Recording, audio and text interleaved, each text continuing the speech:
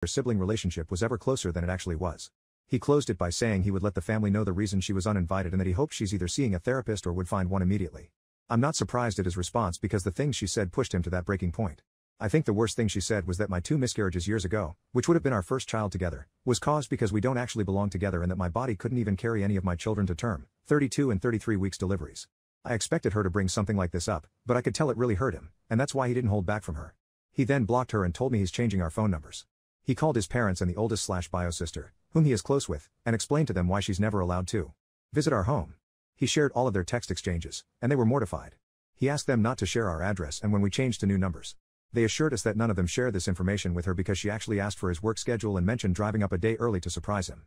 My father-in-law had the most to say, and I get it. It's his baby girl, but he hadn't shared much info beforehand with anyone besides his wife. He said he always knew she had a little crush on him, but after her outburst at our housewarming years ago, they had a conversation about her behavior and she told him that she had been keeping a diary about him since she was a teenager. She explained it was to process her emotions and to challenge negative thoughts. All I heard was that she wrote about him for years. So there's several journals in their home, probably enforcing her beliefs.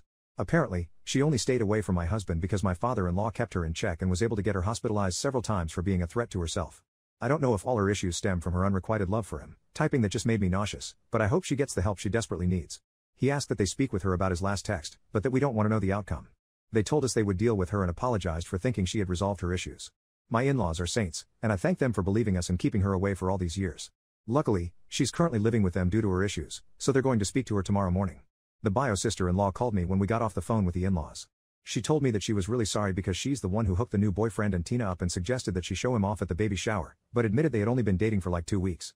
She said she sent the text Tina sent to my husband to her boyfriend, because that's one of her best guy friends and she wanted to protect him, so I'm pretty sure they're probably not a thing anymore. I'm kind of nervous how Tina will deal with 2 rejections so close together. The 2 sisters aren't that close, and she was audibly disgusted to find out that her sister has been pining for their brother all these years. She thinks it started with the older bio brother, Sean, because when Tina was little, she would follow Sean around all the time. He's older, so he went off to college abroad. Tina was about 10, and then he permanently moved to Europe. It seems like the crush transferred to my husband when Sean left. Sean hasn't been back to the States since he graduated high school, and no one really has contact with him, so she said she can't call and ask him about it. I have to admit I'm kind of curious and would have been interested in hearing what Sean had to say, but I'll rest assured knowing our involvement in the whole thing is over. Someone pointed out that Tina is potentially dangerous and could hurt me or our children, and this really scared me. My husband is going to upgrade our alarm system and purchase more cameras. I don't work summers and will most likely be out on bed rest by the time I have to go back to work, so he wanted to ensure the kids and I were safe when he's away from the house. We live about 5 hours away, so she would really have to go out of her way to show up here if she somehow found out where we live.